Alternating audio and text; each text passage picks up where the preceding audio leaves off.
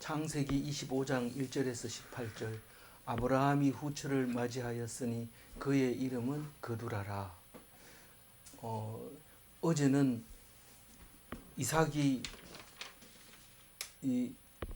누구를 아내로 맞이했어요? 리브가를 아내로 맞이하는 이야기였어요. 이 리브가는 아주 처음부터 예비된 사람처럼 갈래 이렇게 가겠습니다. 이렇게 바로 얘기해 버렸어요. 우리에게 좀 허무하게 만들어 버렸는데 사실은 허무한 게 아니라 우리의 삶이 전체가 하나님이 부르면 그렇게 가야 됩니다. 허무하다 하는 것은 세상에 정신을 놓고 있다 이런 뜻이고 언제든지 부르면 가야 되겠다 이러면 이 리브가처럼 그렇게 갈래 이러면 가겠습니다 이렇게 해야 되는 겁니다. 그래서 오늘 죽으라고 싸웠더라도 내일 아침에 오라고 그러면 예 하고 가야 됩니다. 뭐 왜 싸웠는지 그런 거 생각할 필요 없습니다. 가야 됩니다. 그래서 싸우지 말 걸 이러면서 끌어가지 말고 싸우지 않아야 되죠. 그래야 어떻게 하면 가는가. 이 리브가는 모든 사람에게 친절하게 대하면서 내가 살고 있는 이 집은 오라버니 라반의 집이지 내 집은 아니다. 그런 생각을 했던 거죠.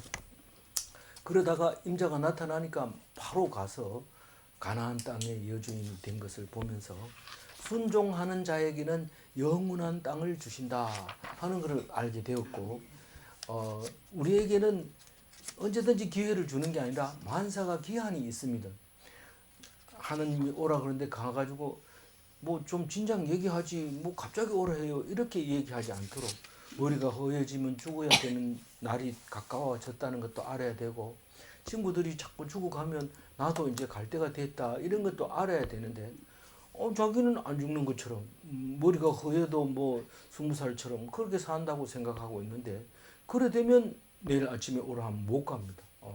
나는 못 가요 이렇게 하는데 그거는 결국 영원한 나라를 차지하지 못하는 세상에 미련을 둔 영원한 것을 놓쳐버리는 그런 기회를 잃어버리는 그런 사람이 되어버린다 하는 것을 말씀하시고 계신 것을 갖고 오늘 그 이삭이 장가를 가고 나니까 아브라함은 힘쓸 게 없습니다. 보통 남자들이 힘을 쓴다 이러면 똑똑한 것 같고 힘센 것 같지만 사실 아내가 있으니까 힘씁니다. 어디로 가서도 아내가 있으면 막 큰 소리 막 하면 나머지는 아내가 다 처리해 줍니다. 그래서 든든하지만 혼자 가면 부끄러워가지고 쑥스러워서 막 이러는데 아내가 있으면 부끄러워하면 아내가 먼저 얘기를 합니다. 그러면 남자가 뭐 잘난 척하면서 딱 이렇게 해결하면 폼도 나잖아요. 이 이삭이 지금 장가로 가버리고 나니까 아브라함은 마누라가 없기 때문에 영 뭐 부시를 제대로 못합니다. 그래서 후처를 맞이했다고 얘기를 하고 있는 것 같아요. 뭐 꼭 그렇다는 게 아니고 그런 것 같아요. 그래서 그 후처가 본처는 아들 몇 명 낳았어요? 하나밖에 안 낳았는데 이 후처를 맞이해서 몇 명 낳아요? 6명 낳았다고 지금 오늘 얘기하고 있고 이 6명 말고 또 하나 있잖아요. 그게 이스마엘이잖아요. 예, 하갈이 낳은 자. 그래서 아브라함의 후손 이름은 많습니다. 그래서 지금 아브라함의 그 묘가 어디 있다고요? 여기 헤브론에 있다고 그랬죠. 상수리 먼저 무슨 굴이죠? 막벨라 굴에 있다고.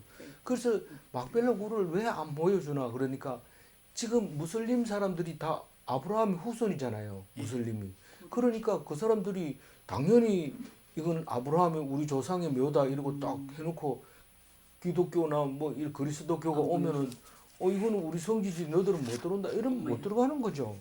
누가 차지하느냐에 따라 다른 거죠. 우리가 그 땅을 차지한다면은 우리는 아브라함의 묘가 있기 때문에 다른 종교들은 못 들어온다 이러면 이스마엘의 후손이라 하더라도 못 들어오는 겁니다. 그거는 먼저 차지한 사람이 문제인데 다른 데는 그럼 어떻게 그러냐? 다른 데는 성경책에 내놓고 얘기하니까 우리는 이거 성지라고 얘기할 수 있는 거죠. 그러니까 그 헤브론은 양쪽 다 주장할 수 있지만 자기들이 안 내놓으면 못 가는 거죠. 근데 우리가 가는 예루살렘 이런 데는 안 내놓으면 또 전쟁이 일어나니까 내줄 수밖에 없는 거죠. 그래서 또 지금 현재 있는 그 예루살렘은 4등분 해가지고 그리스도교, 가톨릭, 개신교 하나씩 하고 아르메니아 그리고 이슬람교 이렇게 나누어 있는데 다른 지역은 침범하지 못합니다. 다른 나라처럼 아주 국경이 있고 검문 검색을 하게 되고 이렇게 돼 있는데 만약에 그거를 허물다 이러면은 종교 전쟁이 일어나겠죠. 일단 그렇게 지금 되어 있는 것을 보면서 이 후처의 이름이 그두라다. 그두라의 후처 중에서 가장 눈에 띄는 것은 미디안 사람들입니다. 미디안 사람들. 그두라가 낳은 자식 중에 넷째 아들 미디안.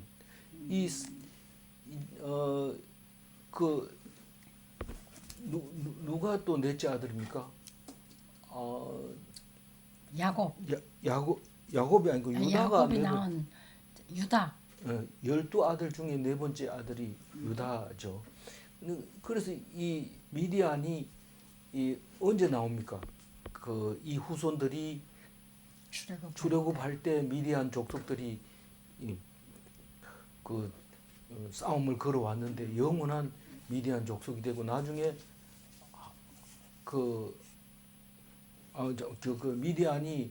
미디안 모세의 장인이 미디안 사람이죠. 예, 그런 거였던 거죠.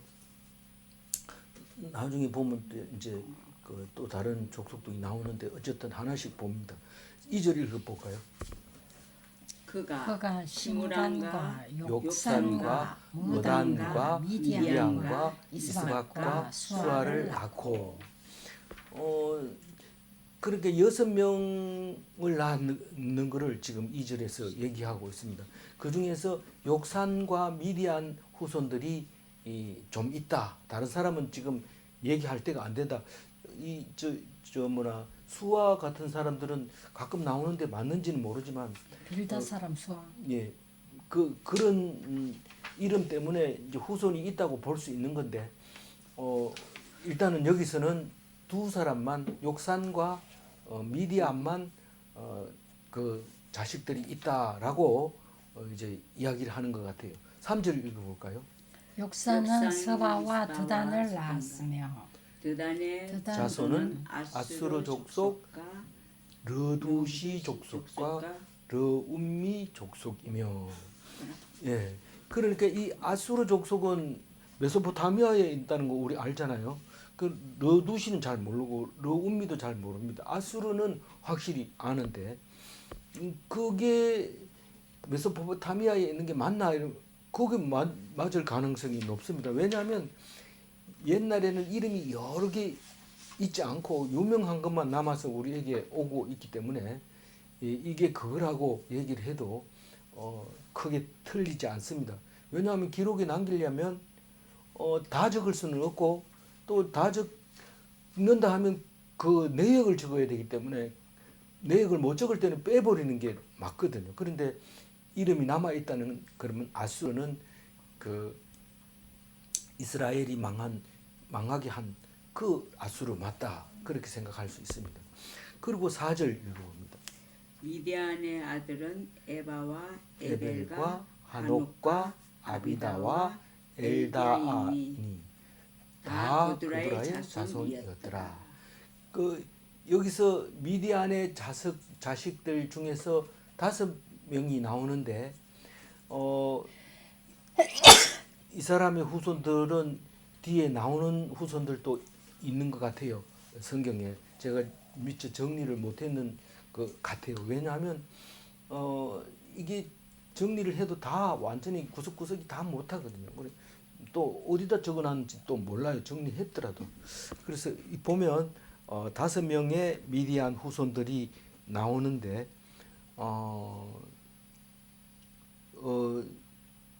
그렇게 일단은 그렇게 나옵니다. 그러면 아브라함의 이 거두라가 낳은 손자는 7명이죠.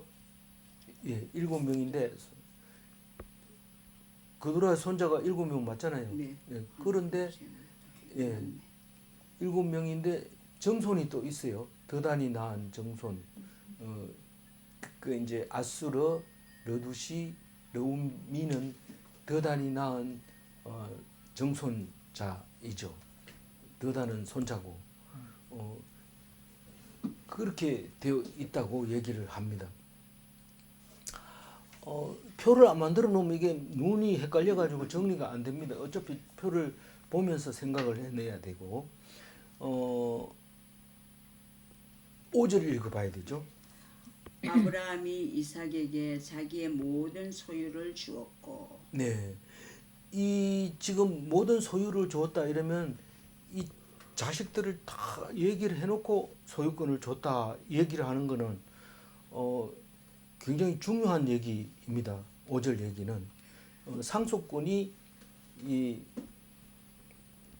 이삭에게만 갔다. 그러니까 독자면서도 장자다. 이 독자가 아니다. 뭐 여러 사람이 있다 이랬을 때 독자 같은 장자로 그렇게 이름을 붙여주는데 예수님의 계보에 확실하게 들어가는 거죠. 아브라함의 아들 이삭. 다른 사람 이름은 안 들어가는 거예요. 예수님 입장에서 그렇다는 겁니다. 이게 역사적으로 뭐 맞나 안 맞나 이게 아니고 믿음의 계보가 그렇게 돼 있다는 것을 말하고 있는 거죠. 모든 소유를 주었고 6절 읽어볼까요? 자기 서자들에게도 재산을 주어 자기 생전에 그들로 하여금 자기 아들 이삭을 떠나 동방 곧 동쪽 땅으로 가게 하였더라. 이 6절 말씀도 5절 이삭에 대해서 부연 설명을 하고 있는 겁니다. 다시 말해서 이삭은 어떤 사람이냐? 다른 서자들하고 다르다. 그 얘기를 합니다. 다른 서자들은 우선 자식으로 따지면 몇 명이 있어요? 6명, 7명이죠. 7명의 서자들이 있죠. 하갈이 낳은 거하고 6명하고 7명이 서자가 있는데 이 서자들은 상속권은 다 줬다 이삭을 해놓고 뭐 남은 게 있습니까? 이런데 그럼에도 불구하고 성경은 살 만큼 먹을 만큼 줬다 이 말입니다. 그러면 이삭에게 다 줬다는 게 뭔 뜻입니까? 가나안 땅을 다 줬다 이런 말입니다. 나중에 읽어보면 그렇게 알지만 맨 처음에는 뭔 말인지 모릅니다. 그런데 그러면 가나안 땅 말고 뭐 다른 땅이 있었습니까? 이런데 나중에 출애굽하고 돌아올 때 보면 요단 동편에 있는 땅도 차지하게 되잖아요.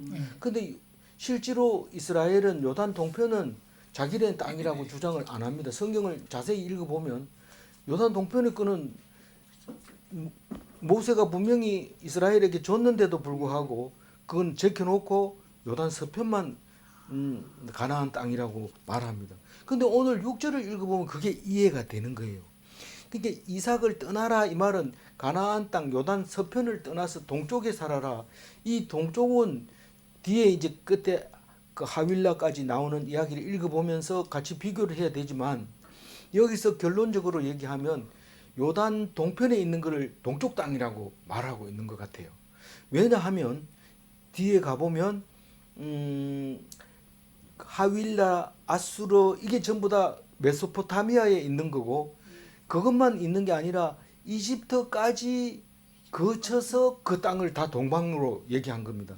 그러면 메소포타미아, 아라비아 이게 전부 다 이 이삭의 땅은 아니고 이삭의 서자, 아브라함의 서자들의 땅이다라고 얘기한 겁니다.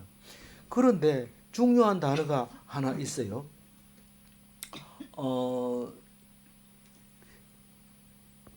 이삭의 땅에는 이 사람들 못 사는 거예요. 지금 가나안 땅 요단 서편에는 블레셋하고 이 사람들하고 이삭의 후손들하고 두 족속만 사는 게 기본적으로 성경에서는 말하고 있는 겁니다. 블레셋은 왜 그거다 놔둬야 됐나? 다 안 쫓아냈냐? 사실상 역사적으로 보면 블레셋이 엄청 세지요. 나중에 이제 이스라엘이 망하고 난 뒤에도 이름을 붙이기를 팔레스타인 이렇게 붙일 정도로 블레셋은 그쪽에서 세력이 셌죠. 근데 그냥 센 게 아니고 이 블레셋 사람들은 지중해 섬 안에서 이사해온 사람들이기 때문에 그 사람들은 쫓아내면 갈 데가 없습니다. 이 사람들은 쫓아내면 메소포타미아도 가고 이집트도 가고 아라비아도 가고 갈 수 있어요. 길이 많습니다. 근데 이 사람들은 지중해에서 왔기 때문에 그 쫓아낼 수가 없어요. 섬 이름이 뭐라고 그랬어요? 어디서 왔다고요?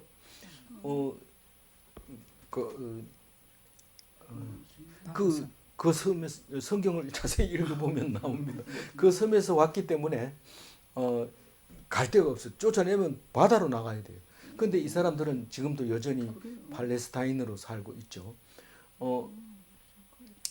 그 그레데 그레데에서도 왔지만 원래 이름을 그레데에서 왔다고 얘기했나요? 그레데에서 왔다고 얘기한 것 같아요. 예, 그 섬에서 근데 그 뭐 역사적으로 이렇게 흐름을 쭉 보면은 제 말이 정확한 건 아니지만 느낌이 지중해에 물이 차지 않았을 때 지중해에 물이 분명히 없었던 때가 있었던 거예요.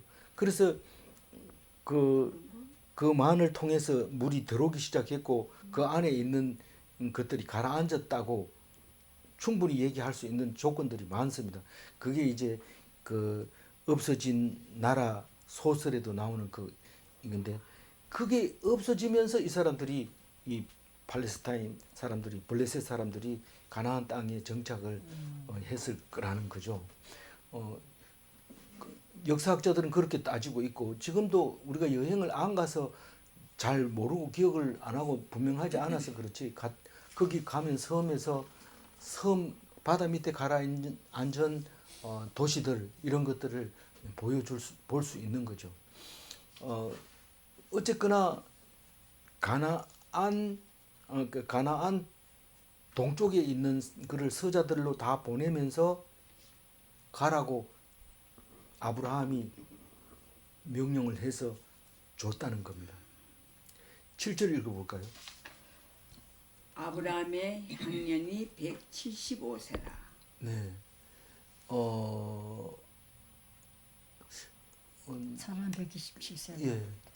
그 175세 그 아브라함이 이제 죽는 거예요. 그 살아보다 한 80년, 아니 120, 아니 60, 한 70년도 사는데. 뭐요? 누구하고요? 사람 그렇지 않죠. 170이고 127세에 죽었으니까. 그다 자기 사라 10을 빼야 되지. 그러니까 30몇 세 되죠. 40년 안 돼요. 40년 안 예. 돼. 38년. 예, 그 정도 돼요. 그 정도 혼자 살면서 자식을 8명 낳았어요. 그 8명 아니고 6명이죠. 6명. 예.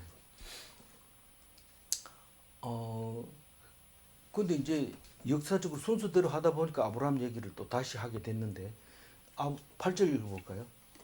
그의 나이가 높고 늙어서 기운이 다하여 죽어 자기 열조에게로 돌아가매. 이게 이제 호상이라는 뜻이죠. 나이가 높다 이 말은 토부라는 말인데 되게 좋은 나이에 죽었다. 그러니까 높고 예, 살고 싶은 만큼 살았다 이 말이죠. 높다는 거는 토부 좋은 나이였고 그다음에 늙었다는 말은 따로 사베아라는 건데 배부른 더 이상은 살 수 없다는 거예요. 더 이상은 신기하다. 늙었다는 표현을 늙었다는 표현을 그렇게 부른 거예요. 배부른 이런 사베아 이거를 이제 우리말로 번역할 때 늙어 이렇게 표현을 한 겁니다. 자기 열조에게 돌아갔다. 그러니까 그냥 일반적으로 죽었다. 호상을 당했다. 9절 읽어볼까요? 그의 아들들인 이삭과 이스마엘이 그를 마물의 앞 해족소 소알의 아들 에브론의 밭에 있는 막벨라 굴의 장사였으니. 예. 그 상주 이야기, 상주 이름을 쭉 부르는 거죠. 이삭과 이스마엘과 그리고 6명의 손자들 그 얘기를 6명의 손자가 아니고 6명의 아들 이스마엘, 이삭 이래가지고 8명이 아들이 있는 거죠. 손자는 지금 현재는 그 에서하고 야곱하고 두 사람하고 느바이ot하고 게달하고 앞볼에 느바옅하고 느바- 왜 12이라고 했죠? 느바옅, 느바. 이 지금은 안 나오지만 뒤에 보면은 느바옅 나오잖아요. 이스마엘에 낳은 자식이 12명이에요. 느바옅하고 12명하고 지금 누가 낳은 시므란, 그두라가 낳은 시므라가 7명.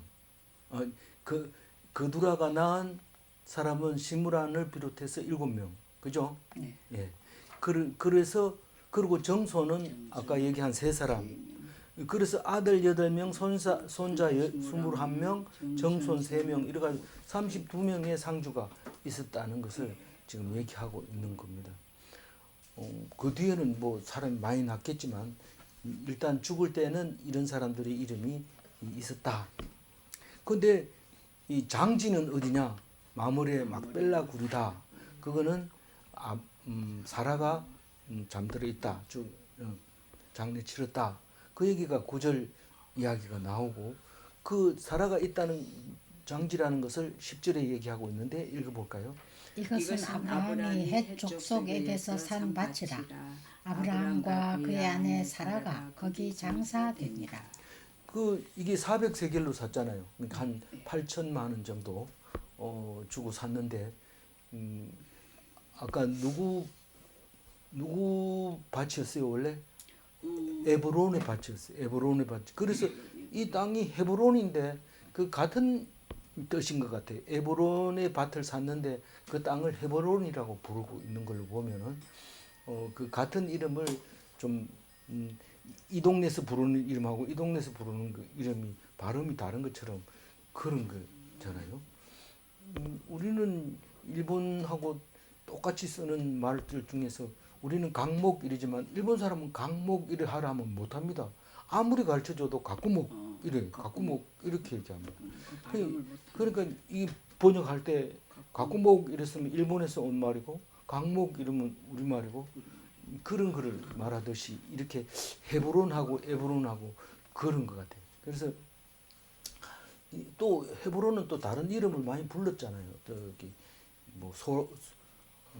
뭐보다 빠른 저기 오래된 동네다 뭐 이러면서 그런 이름도 있고 어쨌거나 제가 안 적어 놓으면 생각이 안 나기 때문에 좀 잘 버벅거리더라도 이해해 주시기 바랍니다. 그래서 나중에 보면 아브라함 사라만 묻힌 게 아니라 이삭과 야곱 부부들도 묻혔다고 하는데 그건 아직 못 찾아봤어요. 이 두 사람은 확실히 두 부분을 확실히 묻혔는데 11절 읽어볼까요? 아브라함이 죽은 후에 하나님이 그의 아들 이삭에게 복을 주셨고 이삭은 부엘라헤로이 근처에 거주하였더라. 그러니까 죽으면 다 저기 헤브론으로 헤브론이 지대가 높아요. 그래서 묘석이가 좋았던 것 같아요. 어쨌든 그 헤브론에는 제일 처음 그 조카 롯을 보내고 나서 이별하고 나서 거기서 부하게 되는 그것만 나오고 장지가 나오고 나머지는 거기서 뭐 살았는 건 안 나오는데 주로 어떤 얘기가 많이 나오냐면 그랄 땅에서 일어난 이야기가 많이 나옵니다. 보엘라 헤로이도 그랄 땅이고 그 부엘세바도 그랄 땅에 가까운 거고 그래서 거기서 일어난 이야기들이 쭉 나오는데 어쨌거나 이삭은 거기서 이제 부엘라 헤로이에서 살았다. 아버지 어머니는 헤브론에 장례를 했지만 사는 곳은 더 내려와서 부엘라 헤로이에 살았다. 이 부엘라 헤로이 이러면 제일 먼저 누구 생각나야 돼요? 사라의 여종 하갈하고 이스마엘이 부엘라 헤로이에서 이름을 붙여놨어요. 이 사람들이 여기서 하나님이 우리를 도우셨다 그래서 부엘라 헤로이라고 써놨는데 거기 이름이 한 서너 번 나옵니다. 그게 여기서 살았다. 이 리브가를 만나기 직전에도 부엘라 헤로이에 있다가 이제 만나가지고 또 거기 살았다. 이 얘기를 합니다. 근데 26장에 가면 이삭이 그곳을 떠나 그랄 골짜기 장막에 치고 거기 거류하였더라. 이 말은 26장에 나오는데, 다음 장에 나오는데, 이 이삭이 가뭄이 들어서 그랄에 가가지고 또 자기 아내를 아브라함처럼 누이라고 속였는데, 거기서 또 속일 때마다 축복을 받습니다. 하여튼 거기서 복을 받고 다시 브엘세바에 살게 되는 이야기가 26장에 다음 장에 나오고, 그리고 35장에 가면 아브라함과 이삭이 거류하던 헤브론이더라라고 얘기합니다. 그러니까 이삭도 헤브론에 살았고 아브라함도 헤브론에 살았다고 얘기를 하는데, 그때 왜 35장에 얘기하냐면 35장은 야곱이 지금 라반의 집에, 외삼촌 집에 가서 두 아내와 이 12자식을 데리고 올 때 어디로 갔냐 하니까 헤브론으로 갔다. 아브라함과 이삭이 살던 헤브론으로 갔다. 그때까지 이삭이 안 죽습니다. 이 야곱이 돌아올 때까지. 성경적으로 보면 그래요. 실제로는 모르지만 야곱이 그래서 헤브론으로 가려고 무척 애를 썼는데 야곱이 돌아오자마자 바로 이삭이 죽는 이야기를 합니다. 35장에서. 그런 걸 보면은 그 헤브론이 본거지였다고 성경은 말하고 있습니다. 실제로 산 거는 브엘라 헤로이에서 오래 살았다고 말하고 있는 것 같아요. 그 얘기를 왜 하느냐? 이게 지금 있는 이스라엘에게는 굉장히 중요한 얘기거든요. 어디에 살았느냐? 그게 중요합니다. 헤브론에만 살았다 하면 헤브론만 너들 거고 다른 거는 주장을 못할 수 있기 때문에 그런 거죠. 그리고 이제 뭔 얘기하냐면 12절에서는 이스마엘의 자손에 대해서 이야기를 하고 있습니다. 12절 읽고. 사라의 여종 애굽인 하갈이 아브라함에게 낳은 아들 이스마엘의 족보는 이러하고. 창세기 17장에 보면 이게 앞쪽이잖아요. 그때 하갈이 이 브엘라 헤로이에 가가지고 하나님을 만날 때 약속을 합니다. 하나님이 나타나서 내가 그가 12두령을 낳으리니 내가 그를 큰 나라가 되게 하겠다. 하갈한테 약속을 했는 이야기인데 그게 오늘 이루어졌다는 것을 말하고 있는 겁니다. 그래서 우리는 그냥 쭉 읽는 게 아니고 앞에 거 읽었다 뒤에 읽었다 하면서 맞춰가면서 틀림이 없다, 확실하다, 그거를 알게 되는데 그것 때문에 예수님이 되는 거지. 우리는 그냥 예수님이 주장을 아무리 해도 소용없고 말씀대로 이루어지고 때를 맞춰서 그 일을 성경대로 이루어진 것뿐. 십자가에 달린 게 절대로 그냥 이루어진 게 아니라 성경대로 십자가에 달린 거예요. 그러니까 우리는 의심의 여지가 없는데 그때 당시 제사장이나 바리새인들은 그거를 아는 사람도 있고 모르는 사람도 있지만 대부분은 율법주의로 봤을 때 이거는 신성모독이고 또 죽여야만 했던 거죠. 그런데 나중에 알고 보니까 그게 바로 성경에 응해지는 역사라는 것을 나중에야 알게 되는데 지금 가서 물어도 유대인들은 그거는 아니다. 예수는 아니다라고 얘기를 합니다. 부정합니다. 그거 할 수 없죠. 그냥 믿는 사람에게만 그게 가능한 거죠.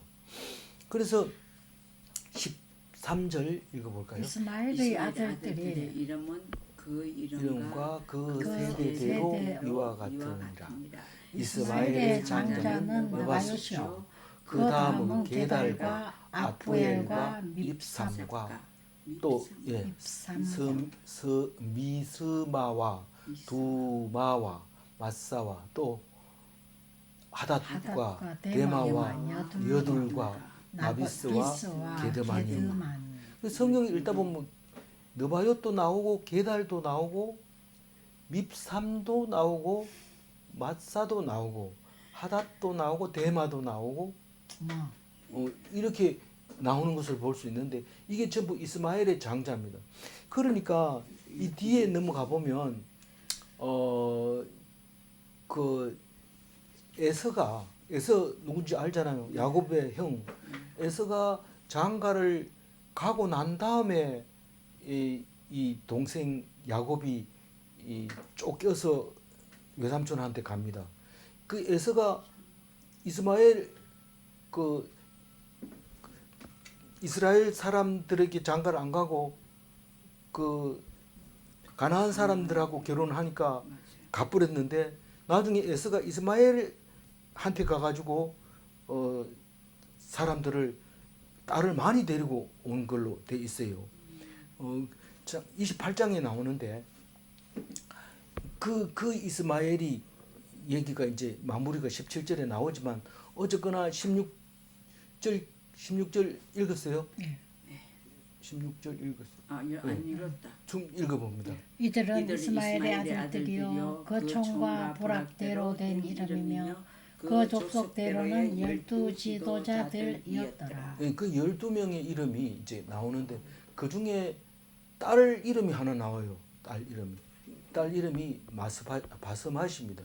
이 왜 바스맛이 이름이 나와야 되느냐 하면 그게 에서가 데리고 가가지고 자식을 낳는 사람이 바스맛입니다. 근데 28장 9절에는 바스맛으로 안 나오고 마할랏이라고 이름을 붙입니다. 그 28장 9절에 보면 이에 에서가 이스마엘에게 가서 그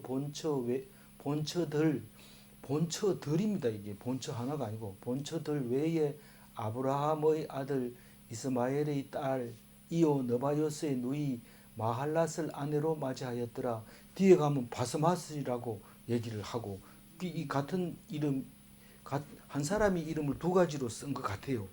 안 그러면 복잡해집니다. 일단은 그렇게 같은 걸로 생각하고 있는데 이스마엘이 그래서 지금 우리가 무슬림 이러면은 이스마엘의 후손이라고 하지만 에서의 후손도 되고 또 이스마엘의 후손도 되고 나중에 보면 그 이제 미디안 사람 그 다음에 또 뭐죠? 그 에스더의 대적 이름 뭡니까?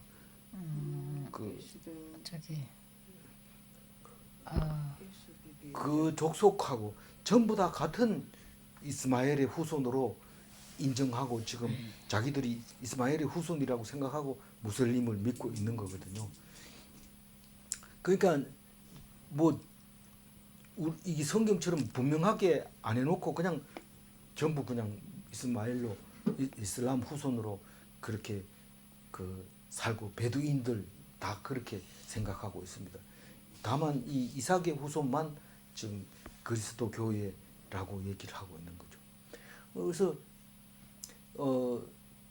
17절에 이제 이스마엘이 죽습니다. 읽어봅니다.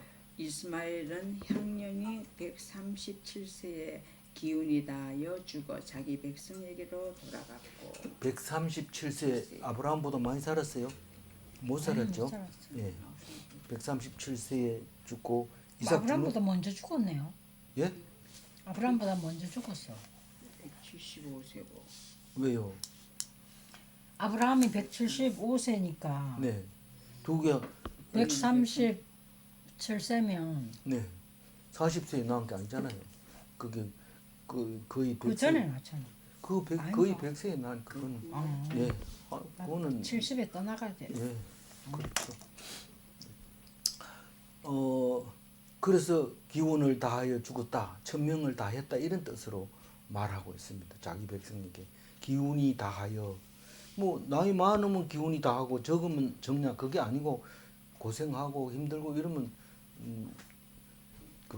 다 한 겁니다. 우리 어머니는 66세 돌아가셨는데 68세. 뭐 너무 약해져서 더 살면 더 힘들 것 같았는데 뭐 우리 생각에는 그랬어요. 잘 돌아가셨다 그런 생각을 하게 하셨던 겁니다. 그래서 그런 마지막 18절 읽어볼까요? 그 자손들은 하윌라에서부터 아수르로 통하여 애굽 앞 수울까지 이르러 그 모든 형제의 맞은편에 거주하였더라. 그 창세기 보면 하윌라가 그 에덴 동산에서 이름이 나오잖아요. 네 강 중에 한 강. 그래서 그 메소포타미아라고 생각하면 됩니다. 아수르도 그 메소포타미아고, 근데 애굽하고 술 이렇게 하면 아수르에서 애굽으로 통하는 길이 술이라고 그러는데 그거는 아라비아 반도일 가능성이 있는데 이게 지금 4,000년 전에는 땅이 또 어떻게 변했는지 모르지만 사실 미디안 이러면은 가운데 홍해가 있고 양쪽에 나라 이름이 미디안이었어요. 근데 지금은 나라가 완전히 다르니까 그렇게 표시하는 자체를 그 서류 뭐 책으로는 만들어내지를 못하니까 옛날 우리 66년도에 나온 성경책하고 지금 성경책하고 보면 지도가 틀려요. 미디안은 이렇게 홍해를 양쪽으로 거쳐서 그림을 그려놨는데 지금 그렇게 그림 그려놓은 거 없어요.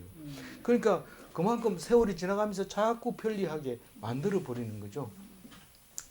우리 어렸을 때는 한문을 그렇게 배웠잖아요. 근데 중간에 오다가 한문을 안 쓰게 되니까 한문을 표시하는 대신에 영문을 쓰잖아요. 그러니까 우리는 요새 사람들은 그게 뭔 말인지 못 알아듣잖아요. 그런 것처럼 자꾸 불과 몇 년 안 되는데 불과 50년 뭐 요 정도밖에 안 되는데 완전히 다른 문화를 가진 것처럼 어쨌거나 이 술이라는 동네가 그래서 성경에 찾아보면 어디가 어딘지 모릅니다. 어쨌든 이집트하고 메소포타미아하고 그 사이 전체를 말하는데 여기서는 중요한 단어가 맞은편입니다. 맞은편. 그러니까 이 앞에서는 동편이라 했잖아요. 네. 그 동편이라 했는데 여기서는 맞은편이라고 함으로써 맞은편의 의미가 파네라는 면전에 이런 뜻입니다. 멀리 보낸 게 아니고 항상 이스라엘과 맞대 놓고 살았다 이 말입니다. 무슬림은 기독교를 떠나서는 무슬림이 존재하지 않는다 이렇게 말해도 되는 겁니다. 만약에 기독교가 없는데 무슬림만 살면 무슬림은 큰 의미가 없는 거죠. 마찬가지로 기독교도 무슬림이 있으니까 그 사람들과 다르다는 것을 표현하는 거죠. 그래서 맞은편이라는 단어를 쓰게 됩니다. 면전에 살게 했다 그런 말입니다. 그래서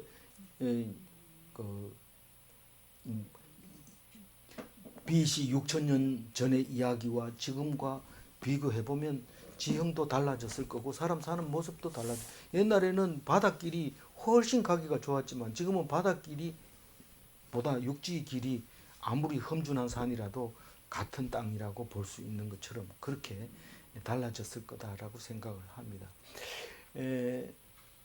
5절 읽고 마무리하겠습니다. 아브라함이 이삭에게 자기의 모든 소유를 주었고 이삭은 예수님의 믿음의 조상입니다. 가나안은 이삭에게 약속한 땅입니다. 이 단어들이 성경에서 굉장히 중요하게 작용을 합니다. 질문합니다. 1번 예수님의 조상은 하나님이 정하시는가? 아멘. 우리가 성경을 잘못 읽고 나도 이삭처럼 살아야지 뭐 이런데 산다고 해가지고 이삭이 되는 게 아닙니다. 하나님이 정해주면 그대로 사는데 믿음이 없이는 절대로 이삭이 될 수 없습니다. 믿음이 있으니까 그 아들로 되고 그 믿음으로 말미암아 장자가 되고 독자가 되고 그러는 겁니다. 예수님도 믿음으로 독자가 된 거죠. 하나님의 외아들이 된 거죠. 질문 2.